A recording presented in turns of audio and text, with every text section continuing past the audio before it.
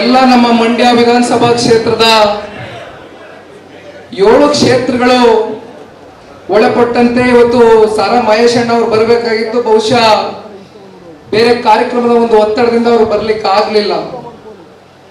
ಹಾಗಾಗಿ ನಮ್ಮೆಲ್ರಿಗೂ ತಿಳಿದಂಗೆ ಮಂಡ್ಯ ಲೋಕಸಭಾ ಕ್ಷೇತ್ರದಲ್ಲಿ ಇರ್ತಕ್ಕಂಥ 8 ವಿಧಾನಸಭಾ ಕ್ಷೇತ್ರದ ವ್ಯಾಪ್ತಿ ಇವತ್ತು ಇಲ್ಲಿ ಇರ್ತಕ್ಕಂಥ ಎಲ್ಲ ನಮ್ಮ ಪಕ್ಷದ ಗೌರವಾನ್ವಿತ ಹಿರಿಯ ಮುಖಂಡರುಗಳು ಅದಕ್ಕಿಂತ ಮುಂಚಿತವಾಗಿ ಬೆಳಗ್ಗೆ 10 ಗಂಟೆ 10:30 ಗಂಟೆಗೆ ಪ್ರಾರಂಭ ಆದಂತ ಈ ಒಂದು ಚುನಾವಣೆಯ ಒಂದು ದೃಷ್ಟಿಕೋನದಲ್ಲಿ ಒಂದು ಪೂರ್ವಭಾವಿ ತಯಾರಿಯನ್ನ ಮಾಡ್ಕೊಳ್ಬೇಕು. ಎಲ್ಲ ನಮ್ಮ ಚುನಾಯಿತಿ ಅಭ್ಯರ್ಥಿಗಳು, ಪ್ರತಿನಿಧಿಗಳು, ಜಿಲ್ಲಾ ಪಂಚಾಯತಿ ಇರ್ಬೋದು, ತಾಲೂಕ್ ಪಂಚಾಯತಿ ಇರ್ಬೋದು, ಗ್ರಾಮ ಪಂಚಾಯತಿ ಸದಸ್ಯರುಗಳಿರ್ಬೋದು, ಹಾಲಿ ಹಾಗೂ ಭಾವಿ ತಾವೆಲ್ಲರೂ ಇವತ್ತು ಅತ್ಯಂತ ಉತ್ಸಾಹಕತೆಯಿಂದ ಇವತ್ತೇನು ಸೇರಿದ್ದೀರಿ. ಬಹಳ ತಾಳ್ಮೆಯಿಂದ, ಸಮಾಧಾನದಿಂದ ಅವಾಗಿಂದ ನಾನು ಬಹಳ ಸೂಕ್ಷ್ಮವಾಗಿ ಗಮನಿಸ್ತಾ ಇದ್ದೆ. ಒಂದು ಕುರ್ಚಿ ಕೂಡ ಖಾಲಿ ಆಗಿಲ್ಲ. ಒಂದು ಕುರ್ಚಿ ಕೂಡ ಖಾಲಿ ಆಗದೆ ಇರ್ತಕ್ಕಂಥದ್ದು ಬಹುಶಃ ಜನತಾದಳ ಪಕ್ಷದ ಎಲ್ಲ ಕಟ್ಟಾಳುಗಳು ಹೊರಗಡೆ ಕೂಡ ಇವತ್ತು ಏನು ನಮ್ಮ ಪ್ರಮುಖ ಮುಖಂಡರುಗಳು, ಕಾರ್ಯಕರ್ತರುಗಳು ಇವತ್ತು ವೇದಿಕೆ ಮೇಲೆ ಕುಳಿತಿರ್ತಕ್ಕಂಥ 2 ಬಾರಿ ರಾಜ್ಯದ ಮುಖ್ಯಮಂತ್ರಿಗಳು, ರೈತರ ಹೆಮ್ಮೆಯ ಮಗ, ನಿಮ್ಮ ಎಲ್ಲರ ನೆಚ್ಚಿನ ನಾಯಕರು, ಪೂಜ್ಯ ತಂದೆಯವರು ಮಾನ್ಯ ಕುಮಾರಣ್ಣ ಅವರ ಒಂದು ಸಮ್ಮುಖದಲ್ಲಿ ಇವತ್ತು ನಡೀತಾ ಇರ್ತಕ್ಕಂಥ ಈ ಒಂದು ಪೂರ್ವಭಾವಿ ಸಭೆ ಜೊತೆಯಲ್ಲಿ ಕೋರ್ ಕಮಿಟಿಯ ಅಧ್ಯಕ್ಷರು, ಹಿರಿಯರಾಗಿರ್ತಕ್ಕಂಥ ಜಿ ಟಿ ದೇವೇಗೌಡರು ಸಾಹೇಬರು, ಶ್ರೀರಂಗಪಟ್ಟಣದ ಇನ್ನೊಬ್ರು ಮುಖಂಡರಾಗಿರ್ತಕ್ಕಂಥ ರವೀಂದ್ರ ಶ್ರೀಕಂಠಯ್ಯನವರು, KR ಪೇಟೆಯ ಇವತ್ತಿನ ಸನ್ನಿವೇಶಕ್ಕೆ ಏಕೈಕ ಶಾಸಕರು ಆಗಿರ್ತಕ್ಕಂಥ ST ಮಂಜಣ್ಣ ಅವರು, ಪಾಂಡುಪುರ ವಿಧಾನಸಭಾ ಕ್ಷೇತ್ರದ ಮಾಜಿ ಶಾಸಕರು, ಮಾಜಿ ಮಂತ್ರಿಗಳು ಆಗಿರ್ತಕ್ಕಂಥ ಪುಟ್ಟರಾಜಣ್ಣ ಅವರು, ಹಾಗೂ ನಮ್ಮ ಅಂದಾನಿ ಸಾಹೇಬರು, ಹಿಂದುಳಿದ ಜನಾಂಗಕ್ಕೆ ಇವತ್ತು ಒಂದು ಧ್ವನಿಯಾಗಿ ಪಕ್ಷದ ಪರವಾಗಿ ಅವರು ಮಾತನಾಡಬೇಕಾದ್ರೆ ಇವತ್ತು ಹಲವಾರು ವಿಚಾರಗಳ ಬಗ್ಗೆ ಪ್ರಸ್ತಾವನೆ ಮಾಡಿದ್ದಾರೆ.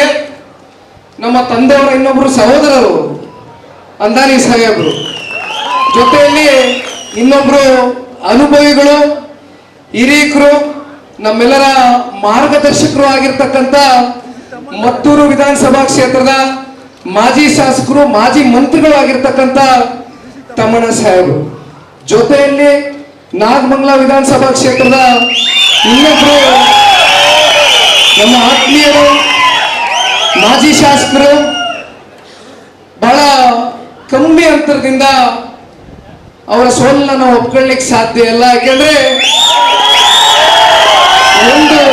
ಒಂದು ಮಾತನ್ನ ಇವತ್ತು ತಮ್ಮಣ್ಣ ಸಾಹೇಬ್ರು ಇರ್ಬೋದು, ಸುರೇಶ್ ಗೌಡ್ರು ಇರ್ಬೋದು, ಇವತ್ತು ಇಲ್ಲಿರ್ತಕ್ಕಂಥ ಎಲ್ಲ ನಮ್ಮ ಮುಖಂಡರುಗಳು, ನಮ್ಮ ಮಾಜಿ ಶಾಸಕರು, ಚುನಾವಣೆಯಲ್ಲಿ ಸೋಲು ಗೆಲುವು ಅಂತಕ್ಕಂಥದ್ದು ಸರ್ವೇ ಸಾಮಾನ್ಯ. ಚುನಾವಣೆ ಅಂತ ಬಂದಂತ ಸಂದರ್ಭದಲ್ಲಿ ಒಬ್ರು ಸೋಲಬೇಕಾಗ್ತದೆ, ಒಬ್ರು ಗೆಲ್ಲಬೇಕಾಗ್ತದೆ. ಇದು ಪ್ರಜಾಪ್ರಭುತ್ವದಲ್ಲಿ ಇರ್ತಕ್ಕಂಥ ಒಂದು ವ್ಯವಸ್ಥೆ. ಆದರೆ ಸೋತಿದ್ದೀವಿ ಅನ್ನೋ ಮಾತ್ರಕ್ಕೆ ಯಾರು ಕೂಡ ಮನೆಗೆ ಹೋಗಿ ಕುಳಿತಕ್ಕಂಥ ಒಂದು ಜಾಯಮಾನದವ್ರು ಯಾರು ಇವತ್ತಿಲ್ಲ. ಸೋತಿದ್ದ ಮಾರನೇ ದಿನದಿಂದಲೂ ಸುರೇಶ್ ಗೌಡ್ರು ಇರ್ಬೋದು, ತಮ್ಮಣ್ಣ ಸಾಹೇಬ್ರು ಇರ್ಬೋದು, ನಮ್ಮ ಪುಟ್ಟರಾಜಣ್ಣ ಅವರು ಇರ್ಬೋದು, ರವೀಂದ್ರ ಶ್ರೀಕಂಠನವರು ಇರ್ಬೋದು, ರಾಮಚಂದ್ರ, ನಮ್ಮ ರಾಮಚಂದ್ರನ ಮರ್ತೆ ಸೇವೆ ಇರಲಿ ದಯಮಾಡಿ. ಕೊನೆಯ ಹಂತದಲ್ಲಿ ಬಹುಶಃ ಅವ್ರಿಗೆ ಸಮಯ ಹೆಚ್ಚಾಗಿ ಸಿಗ್ಲಿಕ್ಕೆ ಅವಕಾಶ ಆಗಲಿಲ್ಲ. ಸಣ್ಣ ಪುಟ್ಟ ಗೊಂದಲಗಳು ಇದ್ದಂತ ಒಂದು ಕಾರಣದಿಂದ ರಾಮಚಂದ್ರ ಅವರಿಗೆ ಬಹುಶಃ ಒಂದು 10-15 ದಿನಗಳ ಹಿಂದೆ ಚುನಾವಣೆಗೆ ನಿಲ್ತಕ್ಕಂಥದಕ್ಕೆ ಒಂದು ಕ್ಲಿಯರೆನ್ಸ್ ಸಿಕ್ತಂಥದ್ದು. ಆದ್ರೂ ಕೂಡ ಅವರು ಕೇವಲ 1800 ಮತಗಳಿಂದ ಮಾತ್ರ ಪರಾಜಿತಗೊಂಡಿರ್ತಕ್ಕಂಥದ್ದು. ಹಾಗಾಗಿ ಇವತ್ತು ಬಹಳ ಜನ ಯುವಕರಿದ್ದಾರೆ, ಹಿರಿಯರಿದ್ದಾರೆ.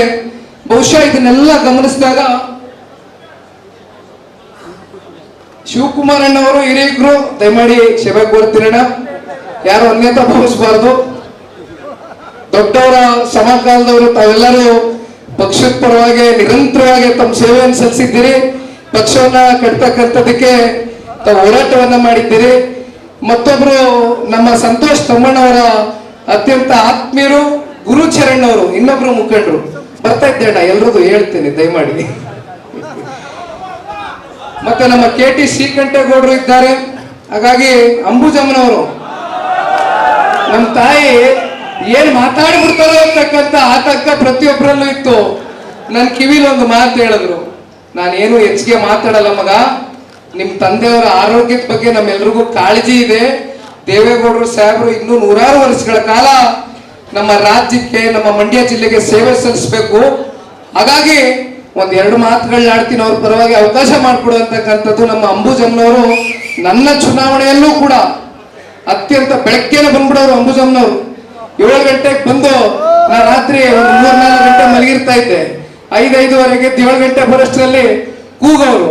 ಇಲ್ಲೇ ಸಂತೋಷ ಮಾಡೋರು ತಮ್ಮಣ್ಣ ಸಾಹೇಬ್ರು ಮನೇಲೇ ಇದ್ದೆ ಮುದ್ದೂರಲ್ಲಿ. ಬಾರಪ್ಪ ಬೇಗ, ಚುನಾವಣೆ ಲೇಟ್ ಆಯ್ತು, ಚುನಾವಣೆ ಪ್ರಚಾರ ಮಾಡಬೇಕು ಅಂತ ಪಾಪ ಆ ತಾಯಿ ಬಹಳ ಶ್ರಮ ವಹಿಸಿದ್ದಾರೆ. ಈಗಾಗಲೇ ಬಹುತೇಕ ಎಲ್ಲ ನಮ್ಮ ಪಕ್ಷದ ಮುಖಂಡರುಗಳು ಅವರವರದೇ ಆದಂತ ಅಭಿಪ್ರಾಯಗಳನ್ನ ತಿಳಿಸಿದ್ದಾರೆ. ಬಹು ಮುಖ್ಯವಾಗಿ ಇವತ್ತು ವೇದಿಕೆ ಮುಂಭಾಗದಲ್ಲಿ ಕುಳಿತಿರ್ತಕ್ಕಂಥ ಎಲ್ಲ ನಮ್ಮ ಪಕ್ಷದ ಪ್ರಮುಖ ಮುಖಂಡರು, ಕಾರ್ಯಕರ್ತರು, ಚುನಾಯಿತ ಪ್ರತಿನಿಧಿಗಳು, ಜೊತೆಯಲ್ಲಿ ಹೊರಗಡೆನೂ ಕೂಡ ಇವತ್ತು ಜಾಗ ಕುರ್ಚಿಗಳು ಸಾಲದೆ ಹೊರಭಾಗದಲ್ಲಿ ಇವತ್ತು ಕುಳಿತು, ಅಲ್ಲೂ ಕೂಡ ಅಲ್ಲಿ ಕಾಣ್ತಾ ಇದೆ, ಹೊರಭಾಗದಲ್ಲಿ ಕೂತು ಮಾನ್ಯ ಕುಮಾರಣ್ಣ ಅವರ ನುಡಿಮುತ್ತಿನ ಮಾತುಗಳನ್ನ ಕೇಳಲಿಕ್ಕೆ ಬಹಳ ನಿರೀಕ್ಷಿತರಾಗಿ ಇವತ್ತು ತಾವೆಲ್ಲರೂ ತುರ್ತಾಗೆ ಕರೆದಂತ ಇದು ಸಭೆ. ಇಲ್ಲೇ ಜಿಲ್ಲಾಧ್ಯಕ್ಷರು ರಮೇಶ್ ಅಣ್ಣ ಅವ್ರನ್ನ ಮಿಸ್ ಮಾಡ್ಬಿಟ್ಟೆ, ತಪ್ಪಾಯ್ತಣ್ಣ, ಸಾರಿ. ಎಲ್ಲ ನಮ್ಮ ಸೂತ್ರಧಾರಿಗಳು ರಮೇಶ್ ಅಣ್ಣ ಅವರು, ಅವ್ರಿಗೆ ಈ ಸಭೆಯನ್ನು ಆಯೋಜನೆ ಮಾಡ್ತಕ್ಕಂಥ ನಿಟ್ಟಿನಲ್ಲಿ 2 ದಿನಗಳ ಹಿಂದೆ ನಾವು ಹೇಳಿದಂಥದ್ದು. ಆದ್ರೆ ತುರ್ತಾಗಿ ಆಯೋಜನೆ ಆಗಿರ್ತಕ್ಕಂಥ ಈ ಒಂದು ಸಭೆಯಲ್ಲಿ ಆಮೇಲೆ ನಮ್ಮ ಹೆಣ್ಮಕ್ಳುಗಳು, ವಿಶೇಷವಾಗಿ ಎಲ್ಲ ನಮ್ಮ ತಾಯಂದಿರುಗಳು, ಪಕ್ಷವನ್ನ ಕಟ್ಟಿರ್ತಕ್ಕಂಥ ಎಲ್ಲ ಮಹಿಳಾ ಕಾರ್ಯಕರ್ತರು ಸೇರಿದ್ದೀರಿ. ತಮಗೂ ಕೂಡ ಸ್ವಾಗತ ನಮ್ಮ ಈ ಒಂದು ಸಭೆಯಲ್ಲಿ. ಜೊತೆಯಲ್ಲಿ ನಮ್ಮ ಎಲ್ಲ ಮಾಧ್ಯಮದ ಮಿತ್ರರು, ಮಾಧ್ಯಮದ ಸ್ನೇಹಿತರು, ಇವತ್ತು ಯಾರ್ಯಾರು ಏನೇನ್ ಮಾತನಾಡ್ತಾರೆ ಇದನ್ನ ಇಡೀ ರಾಜ್ಯಕ್ಕೆ ತಲುಪಿಸ್ತಕ್ಕಂಥ ಒಂದು ಕೆಲಸವನ್ನ ಮಾಧ್ಯಮದ ಮೂಲಕ ಇವತ್ತು ತಾವೇನು ಇಡೀ ರಾಜ್ಯಕ್ಕೆ ಒಂದು ಸಂದೇಶವನ್ನ ಕೊಡ್ಲಿಕ್ಕೆ ತಾವು ಇವತ್ತೇನು ಸೇರಿದ್ದೀರಿ. ತಮಗೂ ಕೂಡ ಈ ಒಂದು ಸಂದರ್ಭದಲ್ಲಿ ಸ್ವಾಗತವನ್ನು ಕೋರ್ತೇನೆ. ಬಹುತೇಕ ಇವತ್ತು ನಾವೆಲ್ಲರೂ ಗಮನಿಸಿದಾಗೆ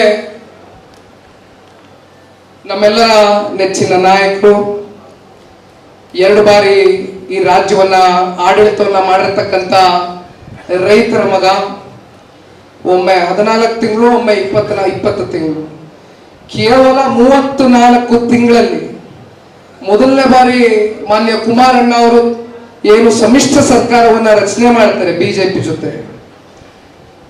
ಅವತ್ತು ಸಾಕಷ್ಟು ಜನ ಟೀಕೆಗಳನ್ನ ವ್ಯಕ್ತಪಡಿಸ್ತಾರೆ.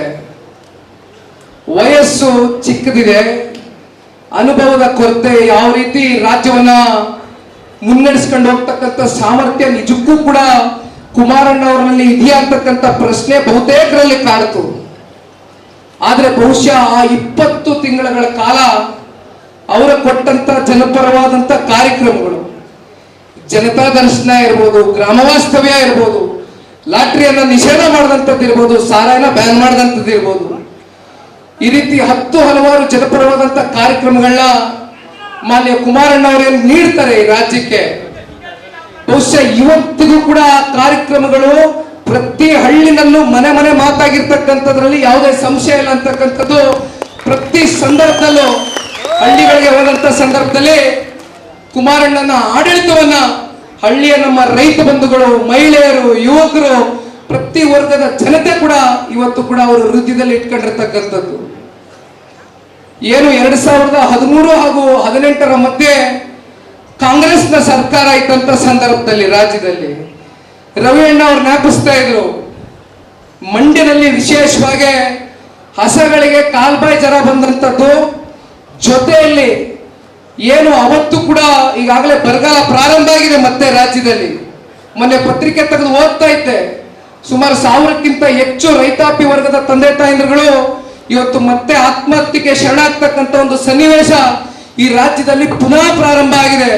ಅದಕ್ಕೆ ಕಾರಣ ಬರಗಾಲ, ಸರ್ಕಾರದ ಕಡೆಯಿಂದ ಯಾವುದೇ ರೀತಿಯಾದಂತ ರೈತರುಗಳಿಗೆ ಸ್ಪಂದನೆ ಸಿಗದೆ ಇರತಕ್ಕಂತ ಕಾರಣ ಮತ್ತೊಮ್ಮೆ ರಾಜ್ಯದಲ್ಲಿ ರೈತರುಗಳು ಆತ್ಮಹತ್ಯೆ ಮಾಡ್ಕೊಳ್ತಾ ಇರ್ತಕ್ಕಂಥ ಸನ್ನಿವೇಶ ಪ್ರಾರಂಭ ಆಗಿದೆಯಣ್ಣ.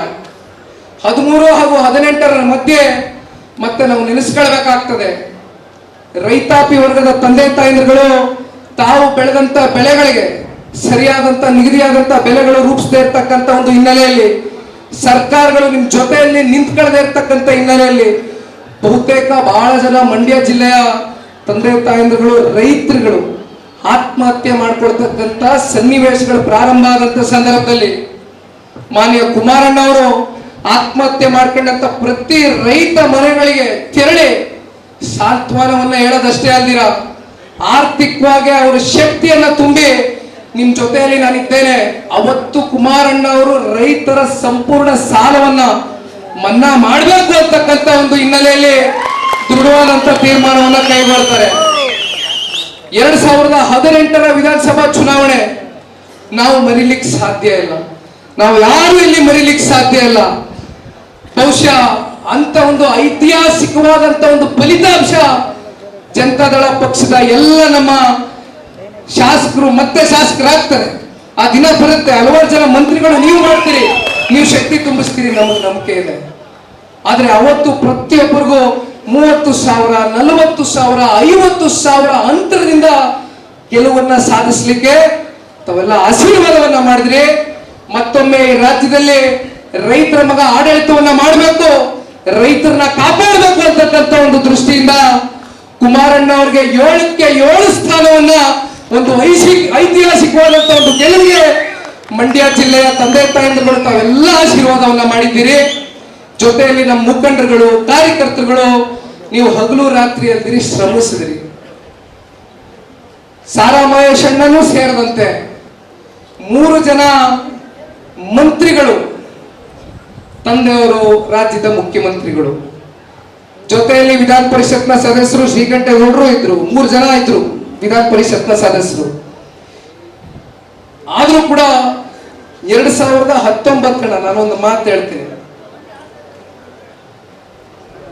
ಬಹುಶಃ 2019ರಲ್ಲಿ ಇವತ್ತು ನನಗೆ ಆಗಿರ್ತಕ್ಕಂಥ ರಾಜಕೀಯದ ಅನುಭವಗಳು ಅವತ್ತು ನನಗೆ ಇರಲಿಲ್ಲ.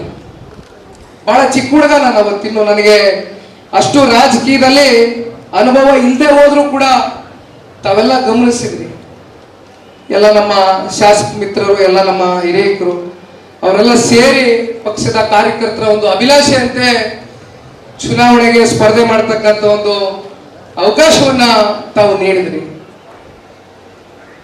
ಆ ಚುನಾವಣೆಯಲ್ಲಿ ಸರಿಸುಮಾರು 5.25 ಲಕ್ಷ ಜನ ಮಂಡ್ಯ ಜಿಲ್ಲೆಯ ತಂದೆ ತಾಯಂದಿರು ನನಗೆ ಆಶೀರ್ವಾದವನ್ನ ಮಾಡಿದ್ದಾರೆ. ಇದು ನಾನು ಮರೀಲಿಕ್ಕೆ ಸಾಧ್ಯ ಇಲ್ಲ. ಎಂದಿಗೂ ಕೂಡ ನಿಮ್ಮ ಋಣ ತೀರಿಸ್ತಕ್ಕಂಥ ಪ್ರಾಮಾಣಿಕ ಪ್ರಯತ್ನ ಈ ಯುವಕ ಇವತ್ತು ಈ ವೇದಿಕೆ ಮೂಲಕವಾಗಿ ಹೇಳ್ತೇನೆ. ಏನು ದೇವೇಗೌಡರು ಸಾಹೇಬರು 91 ವಯಸ್ಸಿನಲ್ಲಿ ಇವತ್ತು ರಾಜ್ಯಸಭೆಗೆ ಹೋಗ್ತಾರೆ. ಮೊನ್ನೆ ದೇವೇಗೌಡರ ಸಾಹೇಬ್ರಿಗೆ ಇಲ್ಲಿ ಮುಚ್ಚುಮರೆ ಏನಿಲ್ಲ, ನೀವೆಲ್ಲ ನಮ್ಮ ಕುಟುಂಬದ ಸದಸ್ಯರು. ನಾನು ದೇವೇಗೌಡರ ಹತ್ರ ಸಾಹೇಬ್ರ ಹತ್ರ ಕೂತ್ಕೊಂಡು ಅವ್ರ ಕಾಲ್ ಕಟ್ಕೊಂಡು ಕೇಳ್ಕೊಂಡೆ, ನೀವೇನಾದ್ರೂ ನಿಜಕ್ಕೂ ಕೂಡ ಮನಸ್ಸು ಮಾಡಿ ಮಂಡ್ಯ ಲೋಕಸಭಾ ಕ್ಷೇತ್ರದ ಅಭ್ಯರ್ಥಿಗಳಾಗ್ತೀರಿ ಅಂತಕ್ಕಂಥದ್ದಾದ್ರೆ ದಯಮಾಡಿ ನೀವು ಬಂದು ಒಂದು ಅರ್ಜಿ ಸಲ್ಲಿಸೋಗಿ, ನಾವೆಲ್ಲರೂ ನಿಂತು ಪ್ರಾಮಾಣಿಕವಾಗಿ ಇವತ್ತು ನೀವು ಮಂಡ್ಯ ಜಿಲ್ಲೆಗೆ, ರಾಜ್ಯಕ್ಕೆ ಕೊಟ್ಟಿರ್ತಕ್ಕಂಥ ಒಂದು ಕೊಡುಗೆ ಇವತ್ತು ನಮ್ಮ ಜಿಲ್ಲೆ ಜನ ಮರಿಲಿಕ್ಕಿಲ್ಲ. ನಮ್ಮನ್ನ ಕಾಪಾಡ್ತಾರೆ, ನಮಗೆ ವಿಶ್ವಾಸ ಇದೆ, ಬಂದು ಒಂದು ಅರ್ಜಿ ಸಲ್ಲಿಸಿ ಅಂತಕ್ಕಂಥ ಮನವಿ ಮಾಡಿದೆ. ಆದ್ರೆ ದೇವೇಗೌಡರು ಸಾಹೇಬರು ಒಂದು ಮಾತು ಹೇಳಿದ್ರು, ನೋಡಪ್ಪ ಇವತ್ತು ನನಗೆ 91 ವಯಸ್ಸು, ಅವರು ರಾಜ್ಯಸಭೆಗೂ ಕೂಡ ಹೋಗಬೇಕು ಅಂತಕ್ಕಂಥ ಭಾವನೆ ಇರಲಿಲ್ಲ. ಅವ್ರು ಯಾವತ್ತಿಗೂ ಕೂಡ ಚುನಾವಣೆಯಲ್ಲಿ ನಿಂತು ನೇರವಾಗಿ ಚುನಾವಣೆಯಲ್ಲಿ ಮತವನ್ನ ಪಡೆದು ನಿಮ್ಮ ಆಶೀರ್ವಾದ ಪಡೆದು ಇವತ್ತು ದೇಶದಲ್ಲಿ, ರಾಜ್ಯದಲ್ಲಿ ಉನ್ನತ ಸ್ಥಾನಕ್ಕೆ ತಲುಪಿರ್ತಕ್ಕಂಥ ಒಂದು ವ್ಯಕ್ತಿ. ರಾಜ್ಯಸಭೆಗೆ ನೀವು ಹೋಗಲೇಬೇಕು, ನೀವು ಹೋಗಿ ರಾಜ್ಯದ ಪರವಾಗಿ, ಇವತ್ತು ನೀರಾವರಿಯ ಪರವಾಗಿ, ಕಾವೇರಿಯ ಪರವಾಗಿ, ನಮ್ಮ ನಾಡಿನ ನೆಲ ಜಲ ಭಾಷೆಯ ಪರವಾಗಿ ಇವತ್ತು ನಿಂತು ನೀವು ಹೋರಾಟವನ್ನು ಮಾಡಬೇಕು.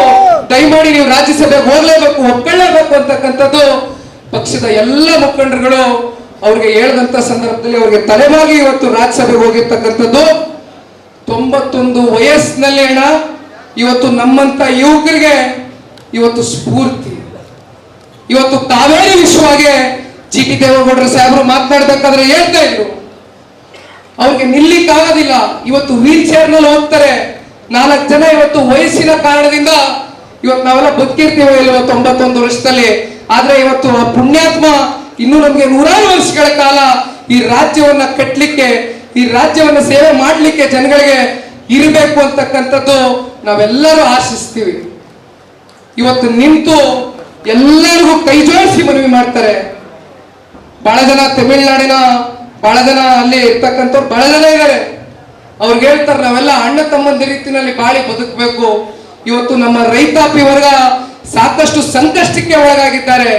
ದಯವಿಟ್ಟು ಕಾವೇರಿಯ ವಿಚಾರವಾಗಿ ನಮ್ಗೆ ನ್ಯಾಯವನ್ನು ಒದಗಿಸ್ಬೇಕು ಅಂತಕ್ಕಂಥದ್ದು ಕೈ ಜೋಡಿಸಿ ದೇವೇಗೌಡರು ಸಾಹೇಬರು ಮನವಿ ಮಾಡ್ತಾರೆ.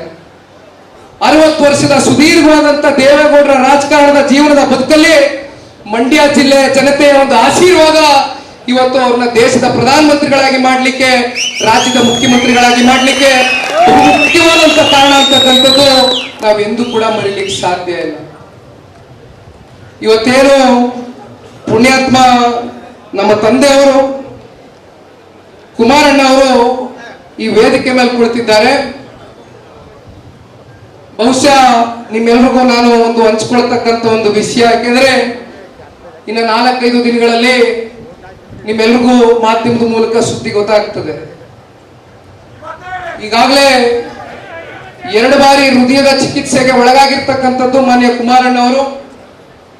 18ರ ಚುನಾವಣೆಯ ಸಂದರ್ಭದಲ್ಲಿ ಕೇವಲ 1 ತಿಂಗಳಲ್ಲಿ ಓಪನ್ ಹಾರ್ಟ್ ಸರ್ಜರಿ ಮಾಡಿಸ್ಕೊಂಡು ಇಡೀ ರಾಜ್ಯವನ್ನ ಪ್ರವಾಸ ಮಾಡಿದ್ರು. 25 ವರ್ಷದಿಂದ ಏಕಾಂಗಿಯಾಗಿ ಇವತ್ತು ಈ ಪಕ್ಷವನ್ನ, ನಿಮ್ಮಂತ ನಿಷ್ಠಾವಂತ ಕಾರ್ಯಕರ್ತರು, ನಮ್ಮ ಎಲ್ಲ ಪಕ್ಷದ ಮುಖಂಡರುಗಳ ಜೊತೆ ಇವತ್ತು ಅವರು ಹೋರಾಟವನ್ನ ಮಾಡಿದ್ದಾರೆ.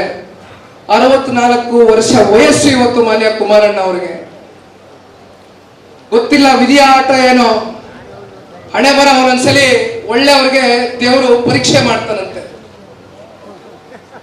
ಆದ್ರೆ ನನಗೆ ವಿಶ್ವಾಸ ಇದೆ, ಆ ಈಶ್ವರನಲ್ಲಿ ನಾನೊಂದು ಪ್ರಾರ್ಥನೆಯನ್ನ ಮಾಡ್ಕೊಂಡಿದ್ದೇನೆ.